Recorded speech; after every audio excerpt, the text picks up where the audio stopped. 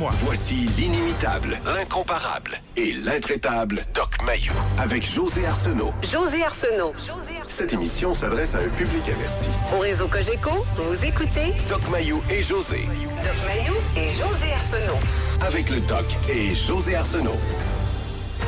Bonjour à tous. Bienvenue dans l'émission Le Doc Mayou et José. Bonjour, Doc. Oui, José. Ah, savez-vous quoi? J'ai quelque chose à dire.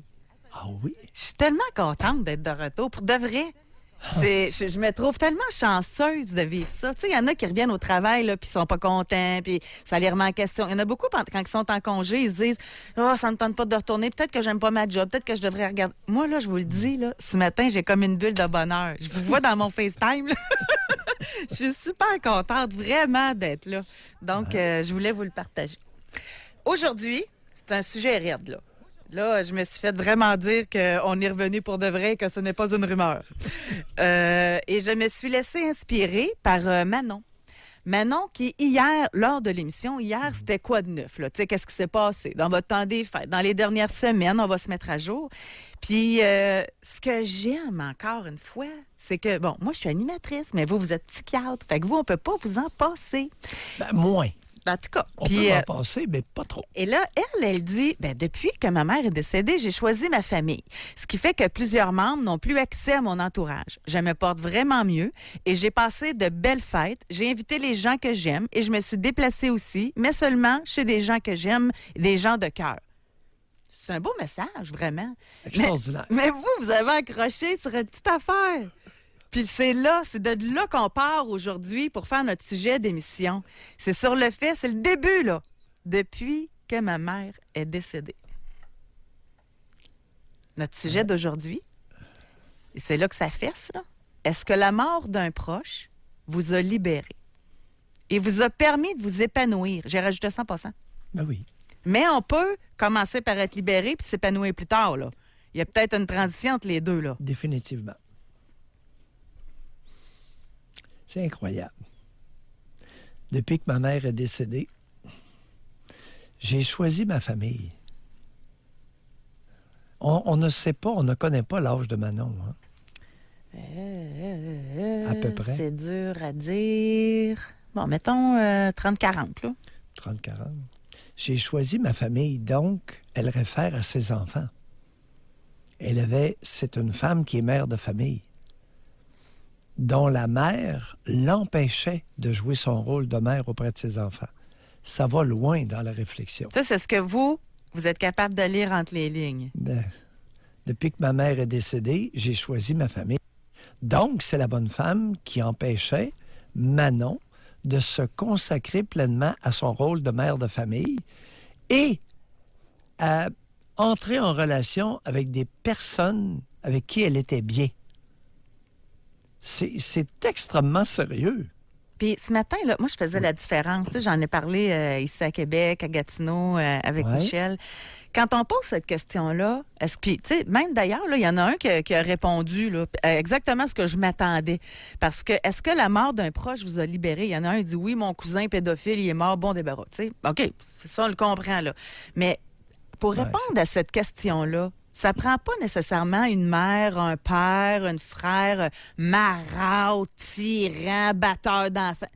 Des fois, c'est plus subtil que ça. Et dans la subtilité qu'on recherche aujourd'hui, il y a beaucoup de gens qui n'oseront pas le dire, qui n'osent pas mettre ça, entre guillemets, sur le dos de la mort d'un de leurs proches. Je m'explique. Puis c'est comme ça que je le disais. Admettons, là, parce que c'est des choses que j'ai déjà entendues, là, puis dans l'émission aussi. Tous les soirs, la mère, elle appelle son fils. Tous les soirs. Pour lui dire quoi faire, quoi pas faire. T'aurais dû faire ci, je te l'avais dit de faire ça de même. Tu aurais dû m'écouter, tous les soirs. Et là, lui, il dit, elle prend soin de moi, elle veut que je réussisse, ça fait ci, elle fait ça. Mais là, elle meurt. Et là, il se rend compte qu'il y a une décision à prendre, puis il est capable de prendre une décision tout seul. Wow, l'épanouissement! Avant d'arriver là, par exemple, il y a une petite transition, là. Et c'est là qu'avec la réflexion et l'introspection, que tu te dis, coudonc, finalement, je suis devenu un homme depuis la mort de ma mère. Tu sais, c'est la subtilité qui est intéressante, là. Oui. Mais c'est là que ça fait mal, par exemple. Ça peut faire mal de réaliser qu'un parent, qu'une mère, entre autres, puisse écraser ses enfants, puisse agir de telle façon qu'ils n'arrivent pas à s'épanouir, peut les mettre en doute, peut interférer avec leur jugement. Tout ça existe. Je vais reposer la question quand même, OK? Parce que je suis certaine qu'il y a des sceptiques dans la salle.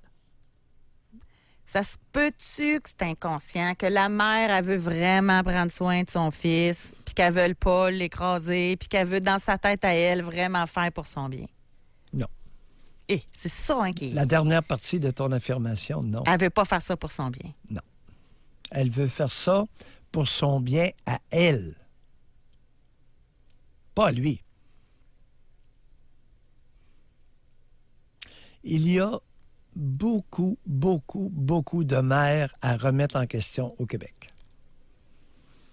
Le maternage moyen dans notre nation canadienne-française est plutôt bas. J'ai bien dit moyen parce qu'il y a d'excellentes mères. Mais elles sont trop peu nombreuses. Trop peu et très peu nombreuses. Et je vais reposer la question aussi. Est-ce qu'un père peut faire ça aussi, là? Parce que là, il y a trop peu de mères, mais est-ce que la mort d'un père peut libérer? Et j'aimerais ça vous entendre là-dessus, parce qu'on entend tellement d'histoires de pères incestueux psychologiquement qui retiennent et qui s'approprient la fille, etc. Bon. Nouvelle vague depuis 2 décennies. Implication. Alors, il y a eu une diminution du nombre d'enfants. Oui. Il y a 40 ans, on est passé à 4,2 enfants par femme en âge de se reproduire. En l'espace d'une décennie, à 1,4. C'était une grosse différence d'une génération à l'autre. Est survenue l'incidence du divorce. Un couple sur 2 se divorce. Donc, il y a énormément de pères qui sont pères de 1 ou 2 enfants qui en ont soit la garde périodique, c'est-à-dire les fins de semaine, ou de plus en plus, garde partagée. Même problème va se poser. Pour leurs raisons à eux, la majorité sont mauvais à des degrés différents. La majorité, pas une minorité, la majorité, à des degrés différents, vont nuire à l'épanouissement de leurs enfants. Prendre des décisions à leur place, les dénigrer, les séduire, les infantiliser. Ma princesse. Mais ça donne qu'à la princesse, là, c'est une affaire d'enfant, ça, de bébé, là, puis on laisse ça tranquille. Là. Puis là... La proximité. Ouais. La proximité physique. Tout ça. Puis Oui. les personnes qui sont libérées suite à la mort d'un proche, est-ce que c'est souvent d'un parent de sexe opposé ou ça peut être n'importe qui, là? Non, c'est pas... Non. Manon, c'est sa mère. OK. Manon, c'est une femme. Et la question que je me pose concernant Manon, lorsqu'elle nous a écrit son texto, était-elle consciente que la cause de son non-épanouissement, c'était sa mère? Est-ce qu'elle a utilisé le décès de sa mère comme repère dans le temps, se trahissant, ou si elle avait fait le lien avec le décès de cette femme qui n'a pas été une mère raisonnablement compétente? Ce serait intéressant qu'elle nous texte. Oui. Puis j'ai autre chose à amener aussi. Parce que là, on parle de la mère, on parle du père. Ce matin, beaucoup de candeur dans l'émission. Je reviens à Gatineau, là. Il y a eu 2 des animateurs qui ont parlé de leur grand-mère. Ben oui, oui, Fait que des fois, ça peut être la grand-mère ou le grand-père que ça amène une libération, là. Ben oui. Fait que donc, on va faire 2 tests aujourd'hui. Par Spring, par texto au 25-226, puis je vous l'ai dit d'avance. Puis on va comparer après les réponses. La première question, tout de suite, là, votre genre, votre âge. Avez-vous été libéré suite à la mort d'un proche?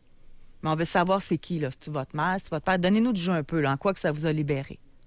Puis par la suite, parce que j'ai mes doutes encore, je suis convaincue que c'est tellement dur là, de se dire, ouais, là, je vais parler contre ma mère, tu sais, je vais parler contre mon père. J'ai l'impression que c'est difficile pour les gens de faire ça. Oui. Fait que donc, comme deuxième question, pour valider là, ce qu'on va avoir reçu comme réponse, je vais m'adresser au conjoint. Est-ce que votre conjoint s'est épanoui depuis la mort d'un de ses proches? Est-ce que votre conjointe s'est épanouie depuis la mort d'un de ses proches? Brillant. Fait que là, pour la première partie, on veut juste parler à ceux qui l'ont vécu. Les conjointes, c'est après, OK? On ne mêlera pas toutes parce que Benjamin va être dans le jus, là.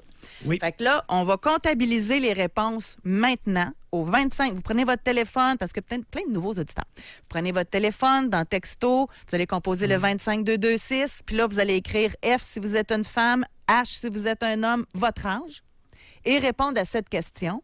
Avez-vous été libéré suite à la mort d'un proche? On va à la pause. Pour nous rejoindre en studio, 1-877-670-9330 ou par texto au 25-226 FM 93. Là, je vous ai demandé de nous écrire par texto, mais vous pouvez également nous parler au téléphone, sérieusement, Oui. parce qu'on peut aller tellement plus loin. Donc, par téléphone, partout au Québec, c'est le 1-877-670-9330. Et notre question n'est pas facile, sauf que merci beaucoup de votre candeur. Les gens répondent et il y en a plusieurs. Ceux qui ont pris le temps de répondre, c'est ceux qui ont été libérés. Donc, on en a plusieurs, différents âges, différents genres. Notre question, c'est est-ce que la mort d'un proche vous a libéré? Et pour toutes sortes de raisons. Puis, il y en a même qui ont écrit pour dire « la mort va me libérer ». Ça veut dire qu'ils ne sont pas encore morts. Comprenez? Mais ils savent déjà que ça va les libérer. Mais là, ça, c'est comme quand il y a des... Mais on peut le comprendre parce que c'est du concret, dans le sens ici, fille unique de 2 parents Alzheimer. Je prends soin d'eux, mais je me perds un peu dans tout ce que ça implique. Cependant, je ne peux pas les laisser tomber, mais leur mort sera une libération malgré la tristesse que ça m'apportera. Ça, on peut le comprendre que c'est, tu sais, les soignants naturels, etc. C'est une épreuve de vie, là. Comme ici, femme 38, elle dit « Lorsque mon frère lourdement handicapé physiquement s'est suicidé, une partie de moi a été soulagée car lorsque ma mère serait décédée, je me serais sentie obligée de m'en occuper et ça m'aurait fait plaisir, mais j'aurais dû hypothéquer une partie de ma vie de couple et celle de mes enfants. » Mais c'est... Ah ouais. Ouh, c'est limitrophe. Prendre soin de quelqu'un au détriment, en négligeant les autres, c'est pas l'idée du siècle. En 2020, est-ce qu'il n'y a pas moyen de faire certains arrangements pour qu'un individu qui est lourdement handicapé soit pris en charge principalement par des ressources étatiques et non pas au détriment des proches d'une personne? Voyons. Jadis, naguère, il n'y avait pas de ressources. C'est plein maintenant. C'est quoi qui fait ça? C'est-tu le sentiment de culpabilité? Oui. La peur d'être jugé? Culpabilisation. C'est que souvent, c'est une entreprise de longue date, la culpabilisation. Elle est payante, hein? Face à un enfant handicapé, il y a des mères qui vont choisir quelqu'un qui va s'occuper de l'handicapé après sa mort, hypothéquant sa vie. Ça, c'est moins drôle. On rit plus, là. Là, il y a une remise en question à faire. Comme ici, Oui. femme de moins de 40 ans. Parfois, j'espère une maladie à mon père et ma mère pour vivre sans lui ou elle constamment sur mon épaule ou à mes trousses. Oui, j'ai hâte de vivre sans aucune forme de boîte autour de moi. Bref, mais là, cet appel-là, ce texto-là, il est important parce que il y a de quoi faire maintenant, là, sans avoir à attendre la mort ou la maladie, me semble. Tu sais, à partir du moment...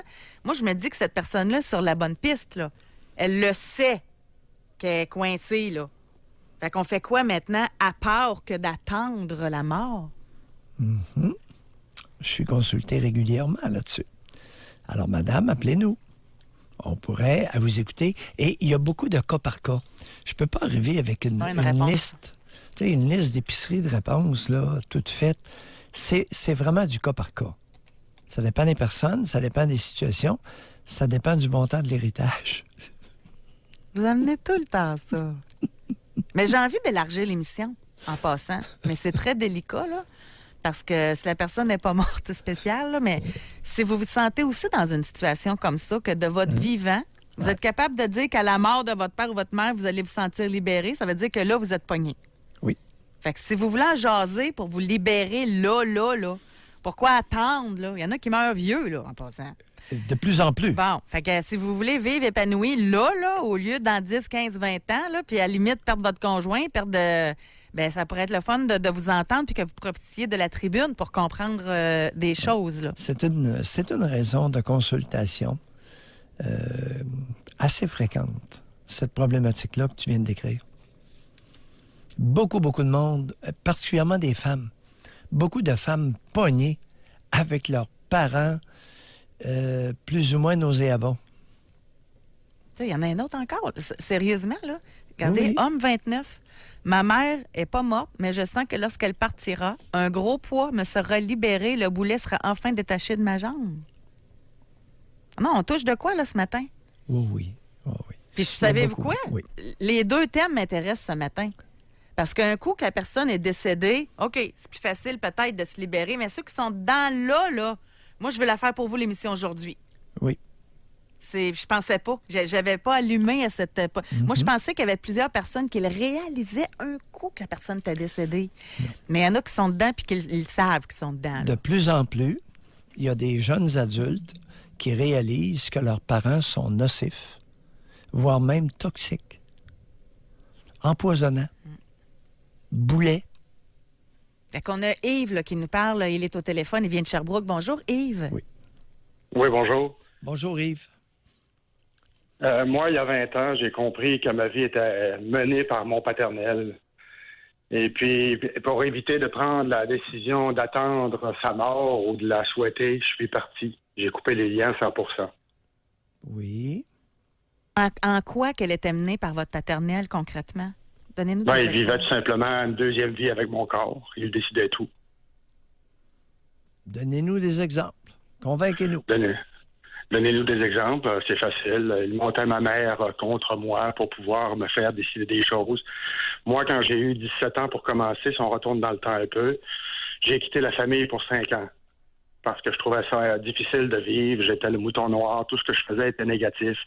Tout ce que j'essayais, je l'essayais vainement à leurs yeux. Les commentaires n'ont jamais été positifs. Oui. Donc, quand je suis revenu, après avoir prouvé que j'étais capable de faire les choses par moi-même, je croyais que ce serait mieux. Ma mère m'a dit à plusieurs reprises, j'ai tellement peur que tu retournes en chicane avec ton père. Et à toutes les fois qu'elle me disait ça, il me piquait en arrière, il étirait l'élastique de plus en plus. Moi, je lui avais demandé seulement qu'une chose en business, c'est de ne pas être un pantin, une marionnette. Et puis quand je me suis aperçu qu'il y avait seulement que l'argent qui était à ses yeux, que j'étais absolument rien, j'ai dû prendre un 180 degrés dans ma vie et puis m'en aller le plus loin possible pour éviter d'avoir des problèmes avec lui. Parce que vous étiez dans l'entreprise de votre père? Ouais, j'avais tenté de faire affaire avec lui et puis il me dénigrait en arrière. C'était moi qui faisais tout, le mopage, la peinture, la maintenance, la publicité, tout ce qu'il y avait à faire pour essayer de faire rouler une entreprise que lui avait dû reprendre d'une autre personne pour ne pas qu'il perde de l'argent. J'avais accepté, j'ai fait une grosse erreur. Je ne recommencerai plus jamais cette erreur-là. Je ne peux pas changer les autres. Tout ce que je peux faire, c'est me changer moi et prendre des décisions moi-même. Donc, je me suis éloigné le plus loin possible. Yves, vous avez quel âge? 54 ans. Vous avez 54 ans. Avez-vous consulté des Non, professionnels? jamais. Jamais consulté? Non, des jamais. professionnels? Vous Non. avez lu? Oui. Vous êtes très articulé, vous avez beaucoup lu? Non, pas beaucoup. Les choses qui étaient importantes dans ma vie. Ouais. J'ai été éduqué pour être un homme d'affaires sans sentiment. Attendez, C'est votre père, ça, qui vous a éduqué comme ça? Oui, c'est la façon familiale. C'est pas seulement que mon père, c'est la mentalité familiale. Bon. Mais vous avez mentionné quelque chose, je suis resté accroché. Vous avez dit, quand je suis revenu, ma mère me répétait quelque chose eu égard à « j'espère que tu rentreras pas en chicane avec ton père ». Oui, parce que j'avais dû partir après une chicane pour 5 ans et puis ça l'avait touché, semble-t-il, énormément. Ça avait touché votre mère? Oui, ça l'avait blessé.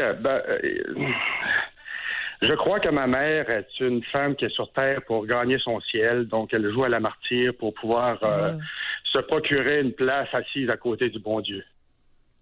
Et mon père en a joué, en a abusé longtemps de cette mentalité-là pour pouvoir se positionner et puis lui faire accepter un peu n'importe quoi droit. C'est ce que je crois.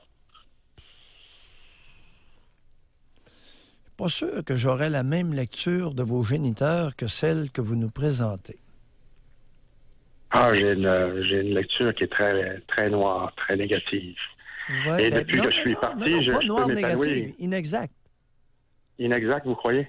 Bien, écoutez, votre père qui montait votre mère contre vous, vous avez pris ça où, ça, cette affirmation-là?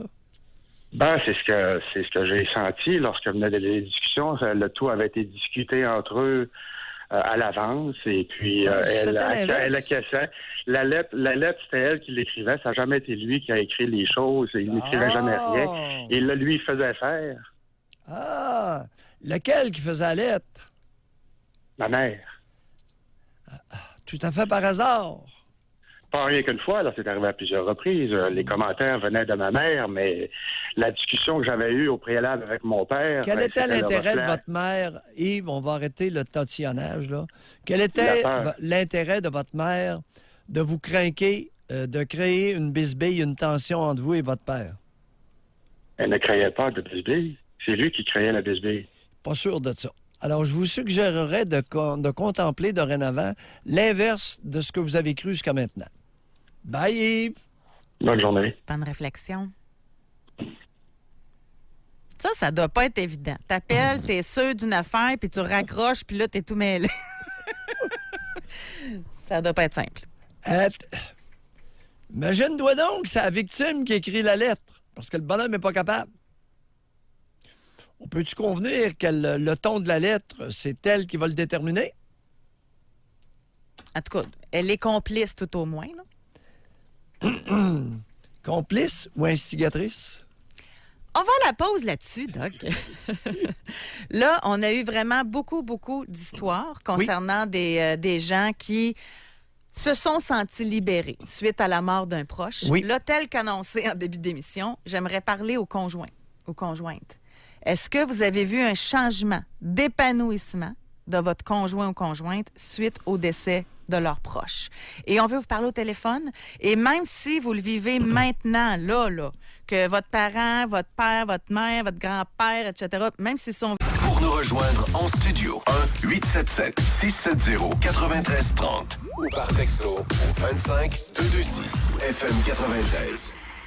Alors, nous sommes de retour avec ce sujet qui n'est vraiment pas facile, on le sait. Mais on a décidé de repartir en grand avec des sujets qui font vraiment très réfléchir. Et on veut savoir de votre côté si la mort d'un proche vous a libéré.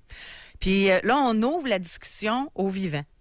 Est-ce que vous attendez la mort de quelqu'un pour vous libérer? C'est un peu ça, là. Et ici, on a homme 50 ans. Il dit « J'ai coupé tout contact avec ma famille, mère, sœur, cousin, cousine, pour mon bien. Depuis, je me porte beaucoup mieux, mais même si je suis suivie par une professionnelle, j'ai toujours de la culpabilité d'avoir coupé les liens et j'appréhende son éventuelle mort et ma décision de ne pas me manifester.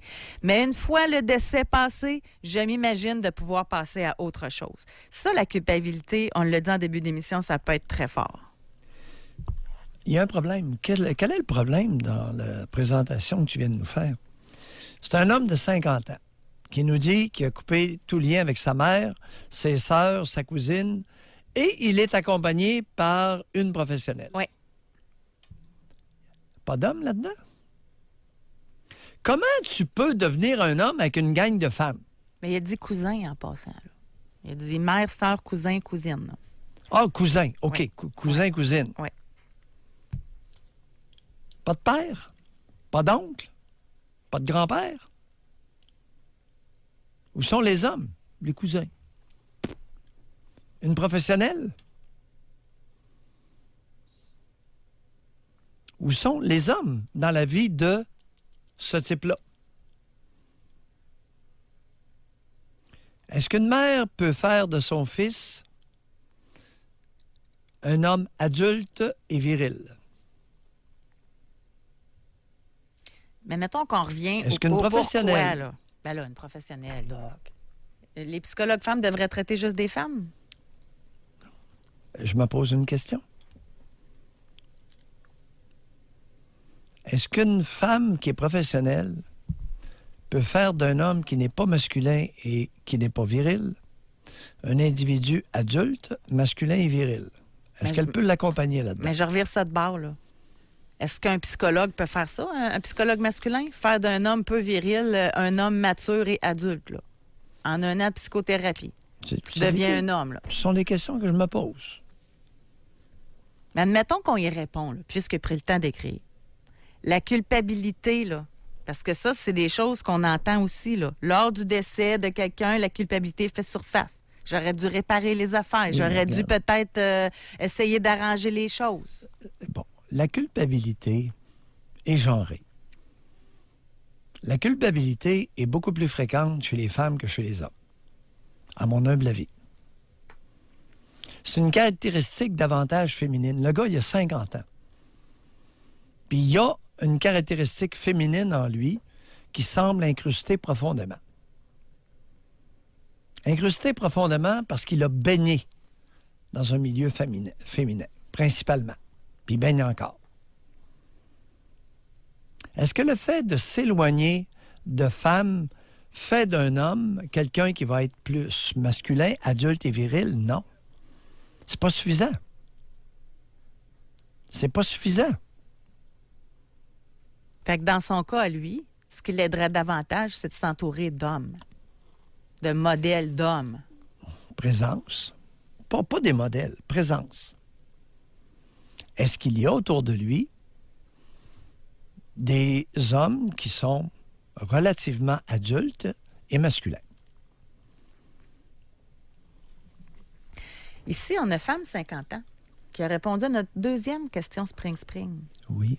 Elle a dit oui, mon époux, maintenant a commencé à s'épanouir sexuellement avec moi depuis la mort de sa mère, il y a près de 6 ans. Il me reste donc, moi, à accepter ce que moi, je crois ne pas avoir le droit de recevoir. Mes 2 parents sont encore vivants. Fait que même, ça peut jouer jusque dans la sexualité. Définitivement. Et généralement, c'est en premier. C'est là que ça joue en premier. La maturité, la sexualité. C'est quelque chose, hein? Fait que ça vaut la peine de se libérer avant, mettons? Autant que possible. Il va y avoir un bon bout de chemin de parcours. Parce que de temps perdu, sinon?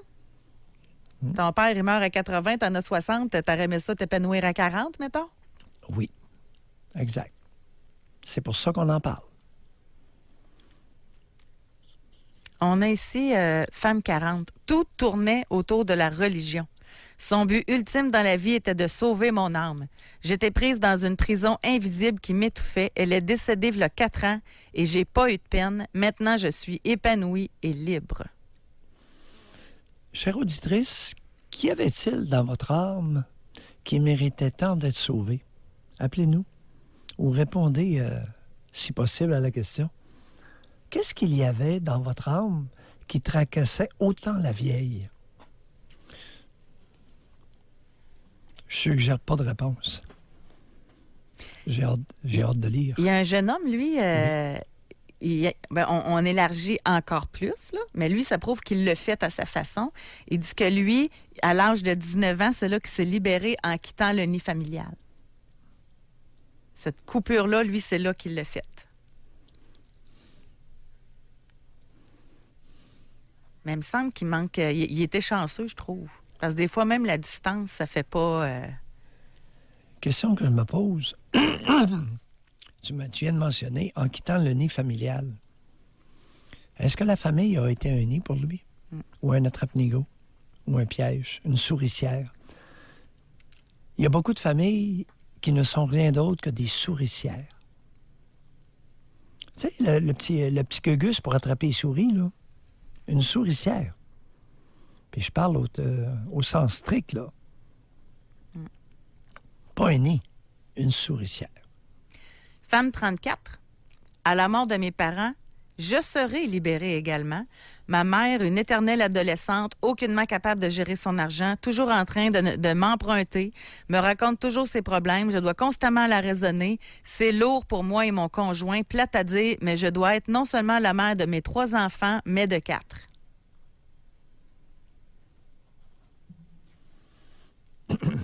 Ce n'est pas anecdotique. Alors, votre mère n'est pas une adolescente.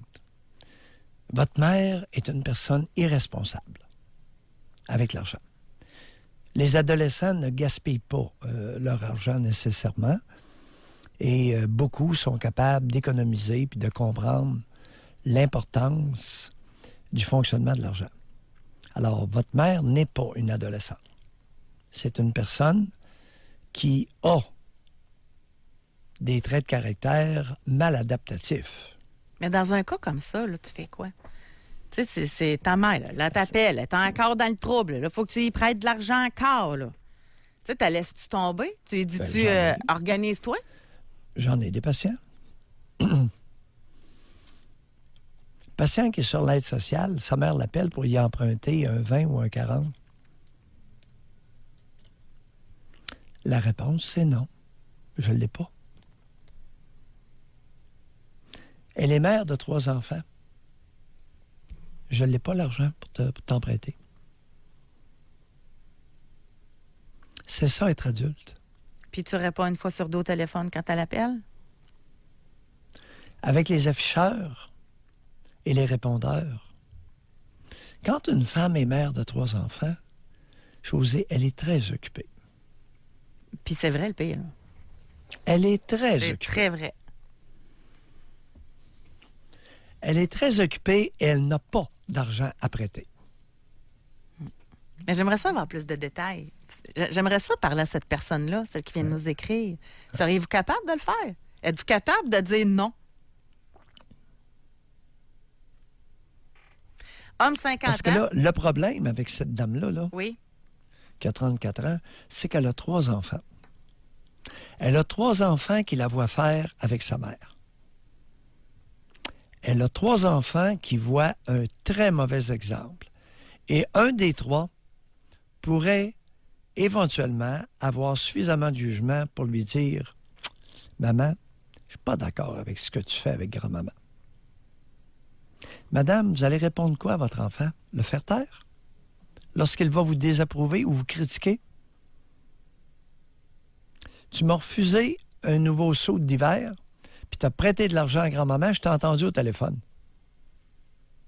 Vous allez lui répondre quoi, madame, à votre enfant? Vous voulez jouer avec la culpabilité? Je vais vous culpabiliser à bon escient. Mais on jase, là. On jase. La madame a de la misère avec son argent. Elle ne paye pas le loyer. Elle appelle sa fille. Non, laisse-moi finir l'histoire, là. Oui, oui, J'ai mon film dans ma tête, non, mais je vous vois réagir. Fait que là, elle a le loyer à payer, elle est en retard, elle appelle sa fille. Là, sa fille, vu qu'elle nous écrit, c'est sûr qu'elle l'a aidé plein de fois, là. Là, elle entend l'émission. Là, sa mère la rappelle le soir. J'ai encore besoin de toi, je vais me faire évincer de mon appartement. Oh, que ça doit pas être facile de dire non. Qu'est-ce que la bonne femme fait avec l'argent que sa fille lui prête? Sûrement qu'elle paye le loyer, Doc. Non. Tu m'as dit qu'elle n'a pas payé le loyer. Non, mais l'argent qu'elle y prête, c'est pour payer le loyer. Elle s'est acheté des gratteux. Elle s'est acheté des gratteux.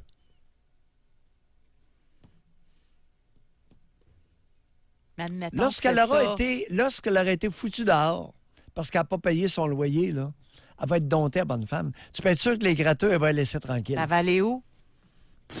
Non, mais c'est quand même ça comme réflexion. Tu sais, c'est facile à dire. Laisse-la faire, elle va prendre sa leçon. OK, elle est rendue à 60 ans. Là, elle se retrouve dans la rue, elle n'a plus personne où aller, etc. Ça ne doit pas être simple. C'est juste ça. Moi, j'ai une empathie.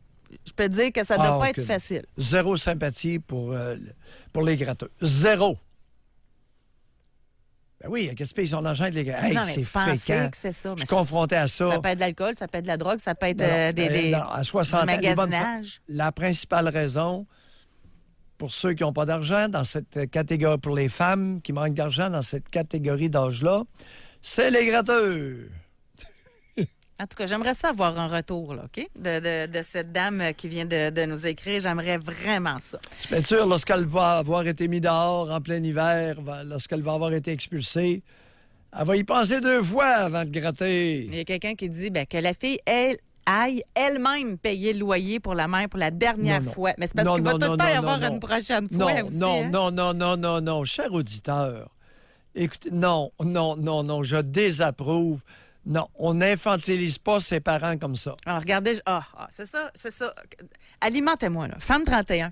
Ma mère est exactement comme la mère de cette femme, toujours en train de demander de l'argent, puis pas des petits montants. Lorsque je réponds non, je n'ai pas d'argent pour toi, j'ai mes choses à payer avant, elle se met à pleurer, à dire qu'elle va mourir d'une crise du cœur à force de pleurer, que la police va la mettre en prison à cause du retard du paiement.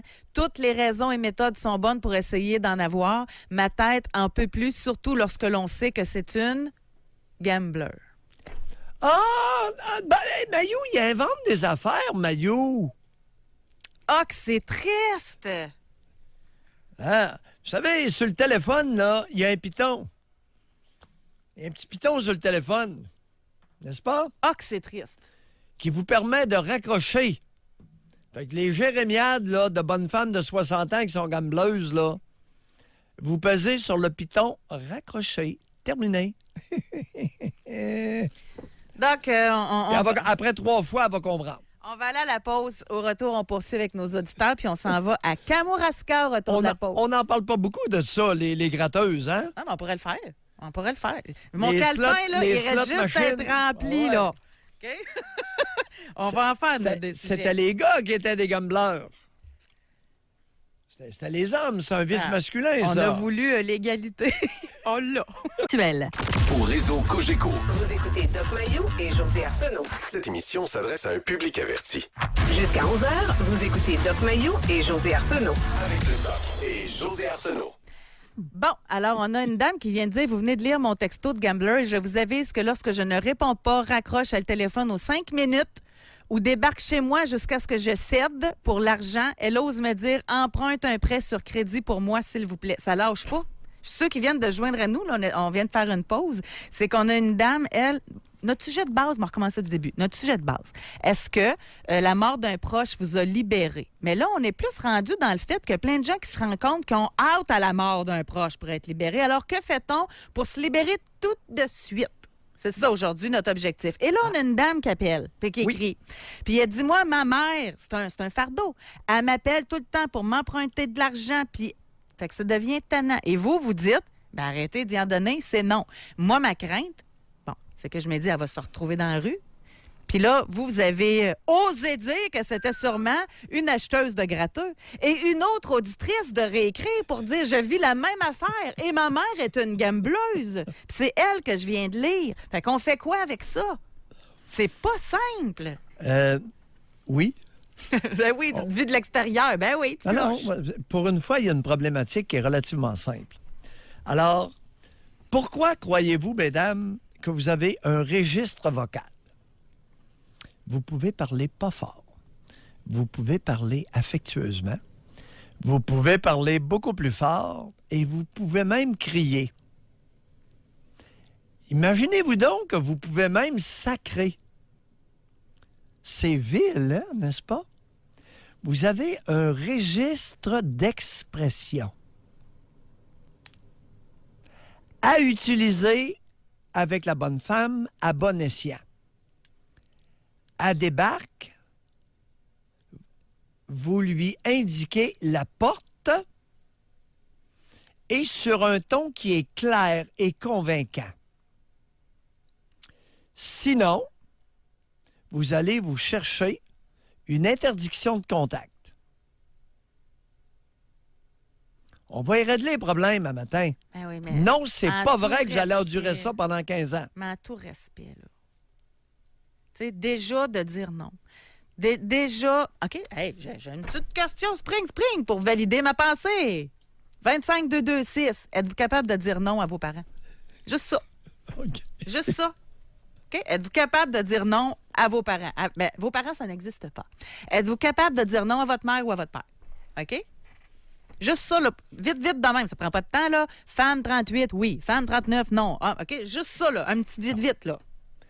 Pour les hommes, de dire non à leur mère qui t'aide de l'argent, c'est relativement facile. On va le valider, Doc. C'est N'essayez relativement- pas de diriger les réponses. On va le valider. Puis si ça vous donne tort, vous allez dire qu'ils sont féminisés, mais c'est pas grave. Je commence à vous connaître. En tout cas, bref, on veut le savoir. Parce que mon point est celui-ci. Si t'es pas capable de dire non, comment tu veux mettre un avis de t'as pas le droit de reprocher de 10 km de la maison? Tabarouette, bonne chance. Fait qu'il faut commencer par être capable de dire non, là. Il n'y a rien de plus facile que de contrecarrer ou d'encadrer une peste. Ça, c'est relativement facile. Hey, on a juste des noms qui rentrent. Je m'excuse, je vous coupe la parole. C'est juste des noms qui rentrent. Pas capable. Ah, là, on a homme 42, oui. Mais, bon, homme 37, oui. OK, ben, c'est en train de se confirmer. OK, ça se... Mais les... OK, là, ça commence... Là-dessus, Benjamin, je vais te demander des statistiques, OK? Parce que là, j'ai pas le temps de tout voir, ça rentre très rapidement. Êtes-vous capable de dire non à votre mère ou votre père, votre genre, votre âge? Bon, maintenant, il y a un élément qu'on n'a pas amené. Madame, vous n'êtes pas capable de dire non à la bonne femme qui vous suce de l'argent aller-retour. Et vous n'en avez pas les moyens. À un moment donné, soit que vous êtes totalement incapable ou que vous n'y arrivez pas, vous pourriez peut-être demander à votre conjoint d'intervenir. Surtout lorsque vient le temps des évictions. C'est-à-dire de les mettre dehors. Eh boy, éviction. C'est gros, là. Évincer veut C'est dire vraiment gros, là. mettre dehors. Et la gambleuse qui manipule sa fille pour y tâter de l'argent, quand le gendre va s'en mêler, ça se pourrait qu'elle reste chez elle. Graduellement. Mais il y en a qui On écrivent a- pour dire « Je suis mariée avec un homme riche et ma fille et ma mère me téléphone sans cesse pour me dire que je devrais lui en donner parce que j'ai tout fait pour elle. Premièrement, est-ce que c'est vrai? Est-ce que Non, c'est mais vrai? faut être effronté. Sérieusement, là. Ah oui, oui. Faut être effronté. Moi, là, je vais prendre l'autre bord, OK? Moi, jamais dans ma vie, dans 100 ans, je vais emprunter une scène à ma fille. Ça c'est clair, ça? Je vais faire le trottoir avant de demander de l'argent, je pense. Non, mais faut être effronté, là. Là, j'empathie, je fais de l'empathie. Mais là, celle qui appelle son enfant, là, c'est toi l'adulte, là. Même si ton enfant est rendu adulte, comment ça tu l'appelles pour de l'argent? Va travailler, fais-toi une job, je sais pas, moi. Responsabilise-toi. Il me semble, moi, là, je trouverais ça humiliant. Humiliant. Moi, ça serait me rabaisser au plus bas que d'être obligé de demander 5 piastres. Est-ce que tu savais qu'il y a un pourcentage significatif de la population canadienne-française qui n'a aucune fierté? Absence totale. J'ignore le pourcentage. Il existe. En tout cas. Fait que il y a les deux côtés de la médaille. C'est ça que je voulais rajouter. On va aller au téléphone. Et la base, là, parce que là on est dans la situation de cette femme-là. On l'a discuté. On peut revenir si jamais vous voulez. Bon, on revient tout de suite d'ailleurs parce qu'on a des nouvelles. Elle dit, c'est moi la fille de la gambler. Mon mari s'en est mêlé. Et maintenant, il attend qu'il ne soit pas à la maison pour le faire. Je suis rendue à dire que la police va s'en mêler pour m'aider. Oui, oui. Hey, c'est pas drôle, là? On est rendu à une ordonnance de cours de garder une distance. Là. OK. Je crois que ça s'appelle un 810, d'ailleurs. C'est un ordre de cours qui, Moi, je pense que c'est ça, 810. qui oblige quelqu'un à demeurer à tant de mètres. Yves est gentil. Il dit, fais pas le trottoir, je passerai de l'argent pour vous aider. C'est une expression, en passant, je ne ferai pas le trottoir non plus. En tout cas, mais merci, Yves.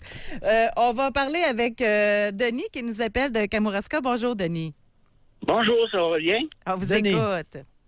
Bon, moi, au départ, je vous avertis, j'appelle pour vous donner un témoignage que pas beaucoup de gens peuvent vous donner. Je vais vous défiler ça du mieux que je peux. À l'âge de 18 ans, je m'entendais pas du tout avec mon père. Je suis parti du Bas-Saint-Laurent pour m'en aller travailler en ville, puis le beat de la ville, puis tout, ça faisait mon affaire. J'étais super bien, j'avais un bon salaire, tout allait bien. À un moment donné, mon père a commencé à me manipuler quand je descendais en campagne pour dire que ma mère aimerait ça, que je puisse revenir pour avoir quelqu'un pour le vieux jour. Bon, j'ai embarqué là-dedans. J'ai pas pensé à mon affaire trop avant. J'ai tout laissé de côté, puis je suis revenu en campagne pour m'occuper de mes parents. J'ai connu aussi, entre-temps, l'amour de ma vie. Tout allait bien. Je suis venu à bout de me faire un bout de chemin. J'avais une carrière, un journal. Ma blonde avait son commerce. Mes parents étaient super heureux parce que je faisais tout pour eux autres. Puis à partir de ce moment-là, je me suis complètement renfermé sur moi-même. Jamais personne n'aurait pu deviner que j'étais en dépression sévère récurrente avec bien d'autres problèmes. J'avais toujours le sourire, puis je voulais toujours que les 3 personnes que je m'occupais pense que ça me faisait plaisir de m'occuper d'eux autres puis qu'ils ne soient pas inquiets. Bon, ce qui est arrivé, ce qui devait arriver est arrivé. J'ai accompagné mon père en sa mort. J'étais tout seul avec lui. J'ai accompagné ma mère aussi à sa mort. Tout le temps des 10 dernières années de leur vie, mon père était entrepreneur en construction. Il avait quand même un peu d'argent. Puis ma mère avait besoin de se distraire, aller au bingo, puis tout, pour changer les idées, puis tout ça. Puis il y avait des plans, il aurait aimé savoir une belle galerie, puis en tout cas, plein d'affaires. Moi, je leur ai dit au départ, votre argent, c'est à vous autres. Tant qu'elle laisse un héritage, profitez-en, puis je vais vous aider à réaliser vos vœux. C'est ce que j'ai fait. Bon, là, au niveau de mes parents, on va finir ça là, pas long. Quand ils ont été décédés tous les deux, j'ai eu la famille complètement dans mon dos pour me dire que j'avais gaspillé l'argent. Ils n'ont même pas été assez intelligents pour voir que j'avais rendu mes parents heureux. Quand je vois en avant 2 pierres tombales aujourd'hui, moi, je me sens très bien. Je me sens très bien. Puis, j'ai rendu, mais attendez un peu, Denis. Vous êtes rendu à quel âge, vous, là? 64.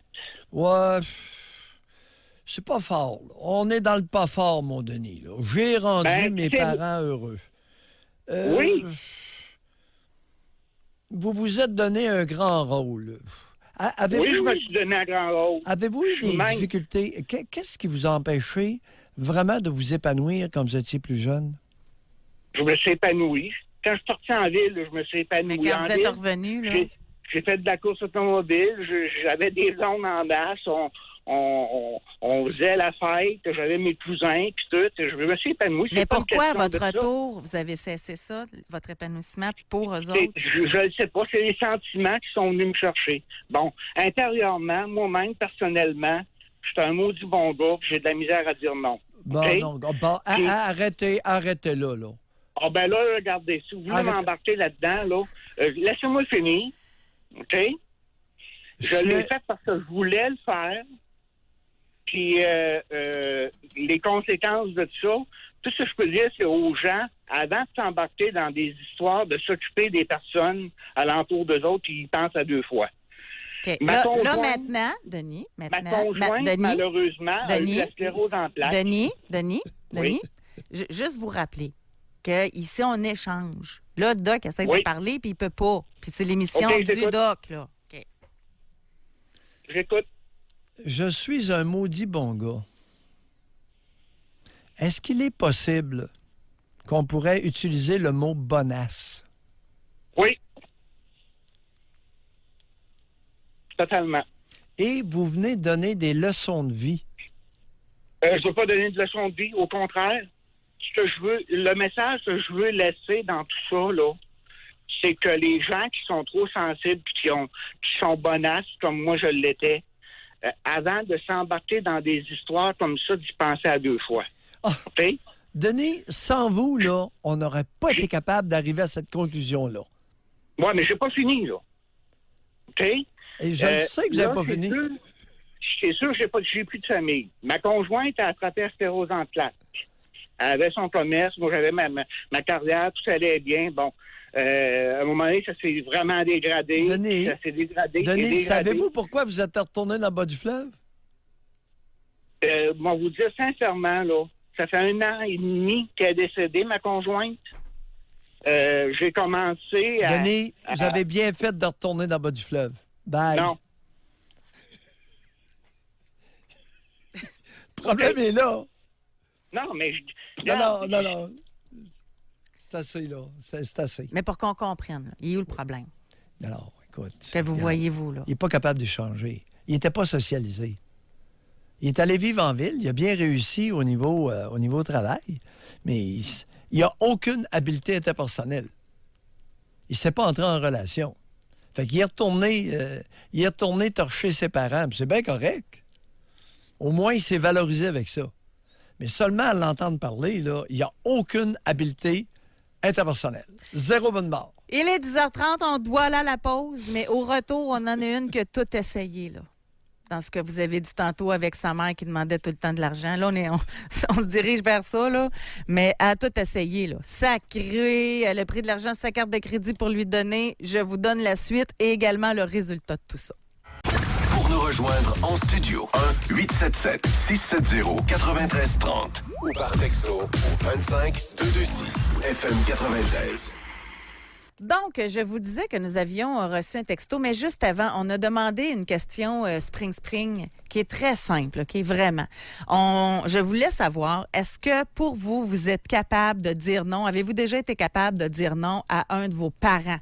Et là, Benjamin a les statistiques. Oui. Et selon les réponses qu'on a obtenues sur le 25226, 66 % des femmes disent être capables de dire non à un de leurs parents. OK.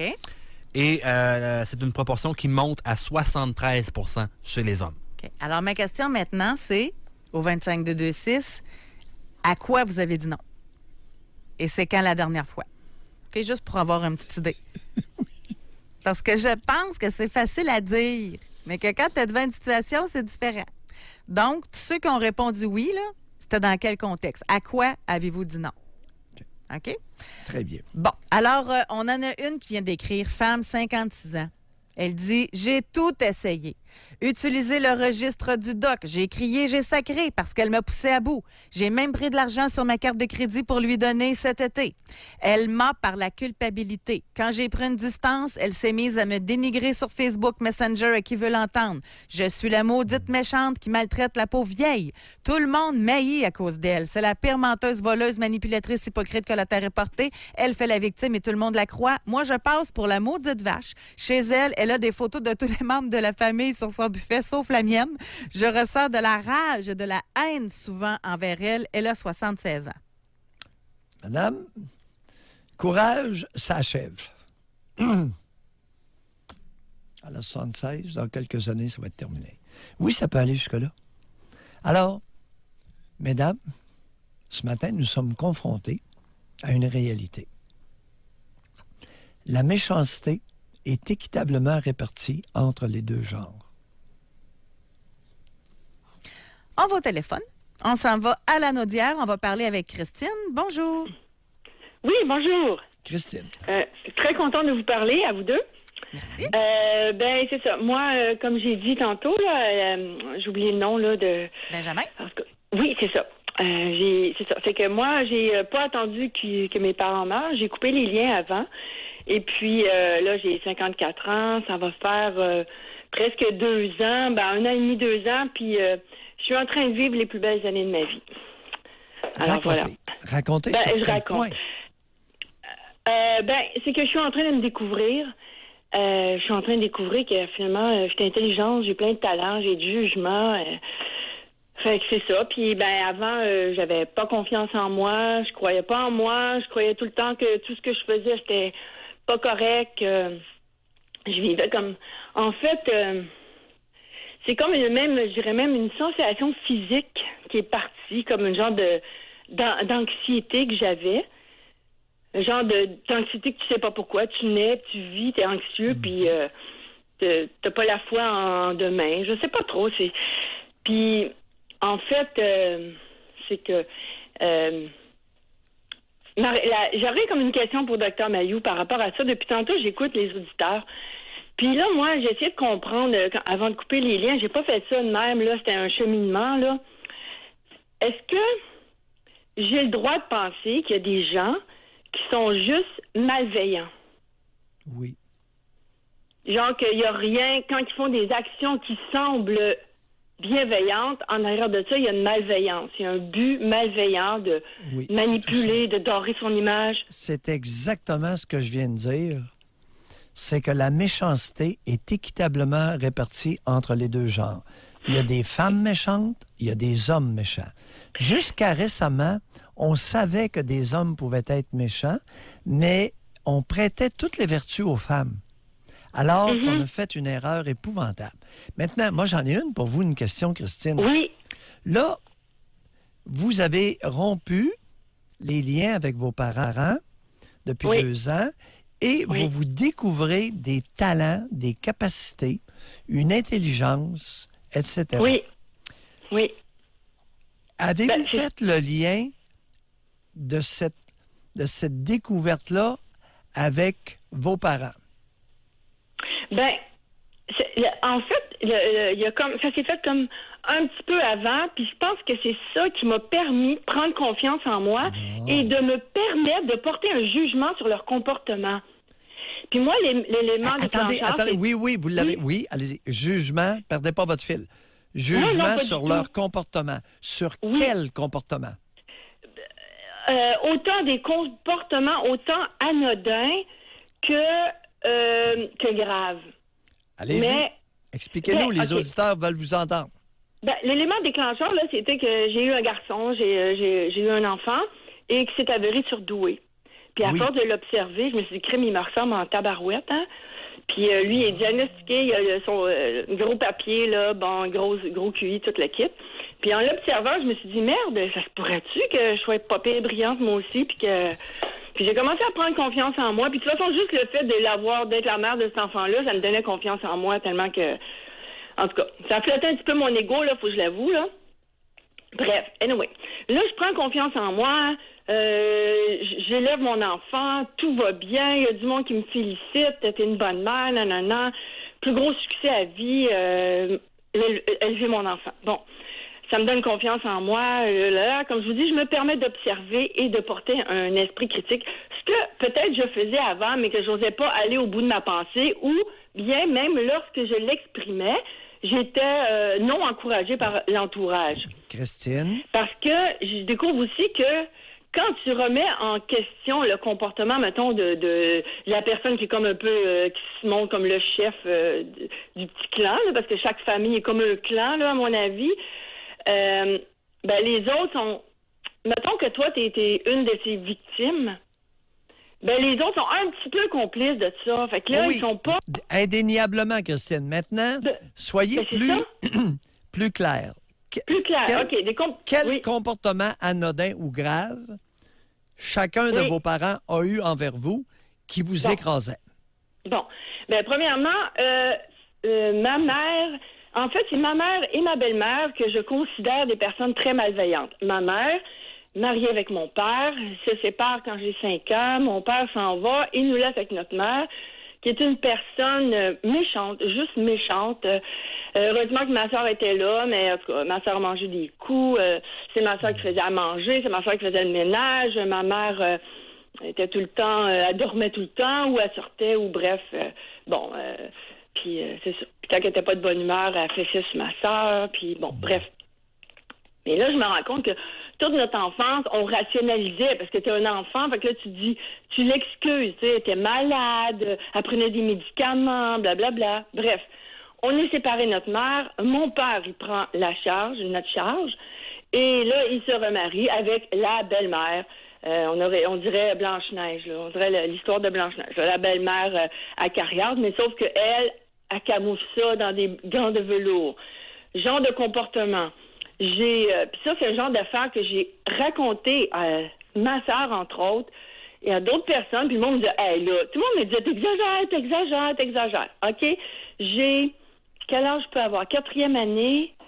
Je tripe sur Grease. Je veux me faire la coiffure de Grease.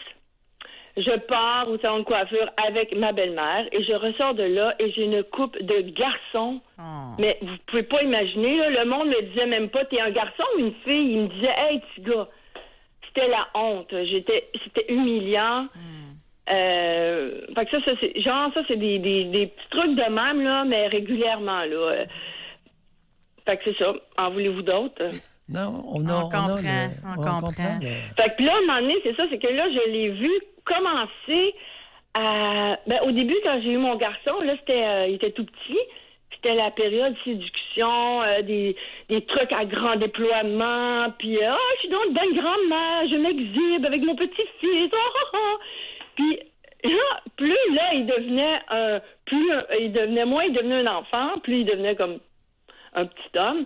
Là, je la voyais commencer à faire des comportements comme ça. Puis honnêtement, c'est ça qui m'a fait comme... moi, attendez un peu, vous parlez de votre mère ou de votre belle-mère, là? Ma belle-mère, parce que ma mère, elle, dès que je suis tombée enceinte, je l'ai flushée. Je me suis dit, my God, elle m'a tapé dessus, elle m'a pas émettre mon bébé dans les bras. Je voulais même pas qu'elle sache que j'étais enceinte. Merci. Je me suis dit, on va prendre un recours, attendez un peu, là, au bénéfice des auditeurs. Oui. Parce qu'il y a eu un article là-dessus dans le Journal de Montréal hier matin. Oui. Est-ce que les conjoints violents sont des parents qui peuvent être raisonnables avec les enfants? On est rendu là dans notre interrogation sociétale. Et les là, conjoints violents? Oui. Est-ce qu'un conjoint violent peut faire un bon parent? Ben non. Bon, est-ce qu'une mère violente avec sa fille peut faire une bonne grand-mère? C'est dans la même foulée. Ben non. Ça fait longtemps que je dis, si votre mère vous a tapoché, vous ne lui remettez pas le bébé. Non, mais il me semble que même un étudiant du primaire, ça reste ta réponse-là. Puis là, c'est rendu que ça fait des études universitaires là-dessus. Ben là, je vais remettre à César ce qui revient à César. Je vous avais appelé, Dr. Maillot, pour vous poser la question, puis vous m'aviez dit, non, vous coupez les liens, il n'y a rien à faire avec cette femme-là. Puis j'ai raisonné, puis j'ai dit... C'est dangereux, c'est dangereux. Ben oui. Mais maintenant, je me rends compte que ma mère, cette personne-là, en fait, elle n'est que méchante. J'ai repris contact dernièrement, là, c'est elle qui m'a rappelé pour... En tout cas, bref. J'ai repris contact avec elle, elle m'a dit, j'ai personne, délégué testamentaire, puis là, j'ai une hérité de mon frère, puis ta. Bon. De combien elle a hérité? De combien à peu près? Elle a hérité de son frère? Ça, là-dessus, on va pas s'entendre, Dr. Mayou. Moi, il n'y a pas de prix pour ma paix. Non, c'est pas ça. De combien qu'elle a hérité? avec vous. 90 000 à peu près. Bon, ça va pas à peine. Ça avait été 400 000, on aurait commencé à parler. 90 000. Non, mais même à ça, pour avoir une fatigante tout le temps, c'est trousse, là. Non. Je ne serais jamais assez à l'argent pour ça. Non, pas. Vous avez raison, Christine. 90 000, là, on laisse passer ça. Bye. Mais merci quand d'avoir je suis rappelé. Non, on doit se quitter malheureusement. On va aller à la pause. Oui. Et on revient tout de suite au retour pour la dernière partie de l'émission. Pour nous rejoindre en studio, 1-877-670-9330 ou par texto au 25226 FM 93. Plus j'y pense, Doc, là, puis plus qu'on va faire ça comme sujet prochainement. Prêter de l'argent à un proche. Oh. Parce qu'on a plein d'histoires qui rentrent. J'ai demandé aux gens qui avaient dit oui, j'ai réussi à dire non à quelqu'un, là, un proche, un père ou une mère, de nous dire c'est quand la dernière fois, puis c'est en lien avec des prêts d'argent. Souvent. Oui. Fait que je pense qu'on va se garder ça pour en faire un sujet complet. Et il y a une expression populaire qui réfère à bomber de l'argent. C'est emprunter à tout bout de champ des petits montants. Et à ne pas confondre avec un emprunt en bonne et due forme lorsqu'on a les moyens de le faire. C'est pas du tout la même chose, là. Un prêt notarié ou un prêt hypothécaire, où il y a toutes sortes d'arrangements qui peuvent se faire. Mais bomber de l'argent, c'est-à-dire à tout bout de champ, un 50, un 100, un 200, un 50. Tu comprends? Puis là, ça prend du temps avant que ce soit remis. Puis... Et c'est souvent... où la limite? Oui, c'est souvent relié au gambling. Gambling, toxicomanie. Alors, tu as les toxicomanes qui empruntent de l'argent de leurs parents et de leurs grands-parents, mais les gambleuses empruntent de l'argent à leurs filles, principalement. Oh oui, c'est un problème... Non, c'est ça. Je pense qu'on va faire... Parce que je me rends compte aussi qu'on n'a pas les mêmes valeurs. Tu sais, tantôt, là, j'ai fait une petite sortie en disant que je serais même pas capable de prendre 5 piastres à ma fille, tu sais, d'y demander de l'argent. Mais là, je me suis dit, ben finalement, vous n'êtes pas si empathique que ça, ou encore, franchement, 5 piastres, c'est rien là, ou voyons donc, c'est ta fille, ou... Fait que je me rends compte, puis moi, en passant, je garde ma position, là, je vous le dis, moi, jamais, je vais prendre de l'argent à ma fille. Mais ça, c'est moi, tu sais, mais vous, si... José, t'as pas idée le nombre de parents, pères et mères, qui vont vider le compte de leur fille de 14-15 ans, l'argent qu'elle accumule suite à avoir gardé, travaillé un travail à temps partiel. T'as pas idée. Ça, José, selon moi, tu peux pas être plus bas que ça. Là. Ça, c'est moi. Là. C'est mean. C'est vil. Fait que la décision est prise. Demain, on va parler de ça. Oh oui. Il y a toutes sortes de configurations d'empruntage d'argent pour toutes sortes de raisons. Il y a ici quelqu'un qui dit, moi, j'ai dit non à venir chez moi parce qu'elle critique mon environnement. Y en a-tu des fatigantes, sérieusement? Jusqu'aux couleurs de mes murs. Et je ne veux même pas aller la voir dans son nouvel appart à 5 km de chez moi. 2, j'ai dit non à faire semblant d'être contente de la voir lors de Noël. 3, qu'elle cesse de me jouer dans la tête, mère manipulatrice. 4, je lui ai dit d'arrêter de me critiquer sur ma personne physique et mentale, critiquer mes enfants. Je suis rendue jeune adulte. Oh non, il y en a des toughs. Hein? Oh oui, il y a du mauvais monde. Alors, la question tout à l'heure de Christine se pose. Est-ce qu'il y a des femmes qui sont principalement malveillantes dans leur comportement? La réponse, c'est oui, Ben, je pense ça existe. À écouter l'émission, là, Bon. on le voit, là, on Bon, l'entend. maintenant, fut un temps, il y a 4 décennies, où c'était tabou, interdit, de même penser qu'il y avait des femmes qui pouvaient être malveillantes, qui pouvaient être méchantes, Ben, que même- des mères Mais pouvaient être homme-femme, méchantes. homme-femme, on l'a fait, le sujet. Ça existe-tu, naître méchant?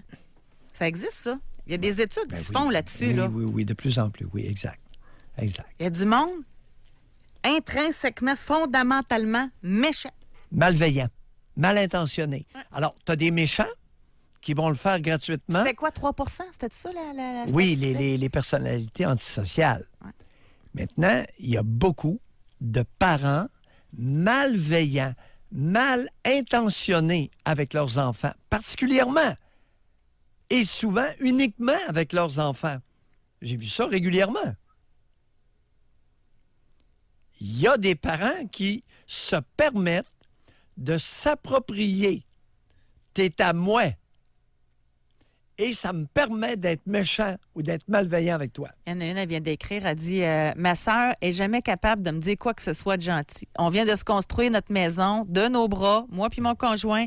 Lorsqu'elle est rentrée, elle gardait tout le ménage, jamais commenté sur rien. Les seules choses qu'elle a vues, ce sont les défauts. Ben oui, ça, Petite jalousie. Ben oui, rivalité de femmes, voyons. Là, ça, c'est un autre volet. C'est une rivalité de femelles. Une autre affaire dans le calepin? Ben oui, rivalité de femelles, là, ben oui. Entre sœurs, ben oui, c'est fréquent. Surtout lorsque ça a été attisé depuis le plus bas âge. Non, ça va être encore de la faute de la mère, là. Arrêtez. Doc. Écoute, les mères sont Ou du importantes. père. Le père qui en préfère une à l'autre. Bon. Bon, je vais juste ajuster l'autre. Oui. Oui. À soi sans crainte, on les oublie pas, nos genres. OK. Là, il est 10h54. L'émission achève. Moi, j'aimerais ça qu'on termine avec vos conseils. Ceux qui sont pognés, là, présentement, ceux qui ont écrit, puis qui ont... Hey, je ne peux pas croire qu'on dit ça, mais qui ont hâte qu'un de leurs parents meure, leur mère ou leur père. Ça serait quoi comme suggestion, comme première étape à faire pour être heureux maintenant et se libérer maintenant avant d'attendre au lieu d'attendre leur mort? OK. Maintenant qu'il y a beaucoup de ressources, on installe confortablement les parents en perte d'autonomie. Ça, c'est un devoir civique, de s'assurer que la personne qu'on connaît soit installée confortablement dans une ressource. Pour ce qui est des à côté, des suppléments, on décide. Parce qu'il y a une partie de devoir civique Puis il y a une partie privilège familial. Il y a malheureusement des individus qui ne méritent aucun privilège affectueux en vieillissant. Ils ont été trop méchants. Mais ceux qui ont eu des bons parents gentils, là, ils n'ont pas besoin de se libérer d'eux autres, là. Ben non. Fait que c'est sûr qu'on s'adresse à des gens qui ont été dénigrés, qui ont été rabaissés, qui ont été écrasés, qui sont sur le joug, malgré tout ça, qui sont sur l'emprise d'un de leurs parents. Exact. Fait que comment on fait pour se défaire de cette emprise-là? C'est ça. On les installe, puis on prend une distance. Mais il y en a qui sont en forme. C'est ça l'affaire, là. Fait qu'avant de les installer, il faut le vivre, là. Il y a des années à vivre, là. Oui, mais au niveau de la distance, par exemple, vous ne répondez plus au téléphone. Il y a un répondeur. Il y a un afficheur pour la vaste majorité des citoyens. Fait que commencer. Mettons règle numéro 1. Commencer à se distancer tranquillement, pas vite. Oui. Tu commences par un jour sur 2. Après ça, tu commences une fois par semaine. Après ça, tu te distances tranquillement. Bon. Deuxièmement, limiter le temps de conversation au téléphone. Alors, les fatigantes, c'est minimum 1 heure. Après 10 minutes, vous annoncez que vous êtes occupé. Et à 15 minutes, vous raccrochez. C'est drôle, hein? Je recommande ça régulièrement. Et tu n'as pas idée, après 2-3 mises en garde, combien vont rentrer dans le moule. Puis pour répondre en terminant... Autrement dit, aux innocents, les mains pleines, mais il faut les éduquer. Et Doc, juste pour conclure, là, vous l'avez dit, il y en a des bonnes mères. Parce qu'il y en a qui disent, arrêtez avec les méchantes mères, il y en a des bonnes. Oui, il y en a. Ben mais oui, là, aujourd'hui, voyons. on a entendu des histoires de mauvaises mères. Oui. Merci de votre présence. Merci, Doc Mayou. Demain, on va parler d'argent. Ça va être intéressant. Vous aimez ça, parler d'argent, de toute façon. Bon, légèrement. À demain, tout le monde. Soyez là demain, 9h30, pour une autre édition du Doc Mayou et José. Avec Doc Mayou et José Arsenault.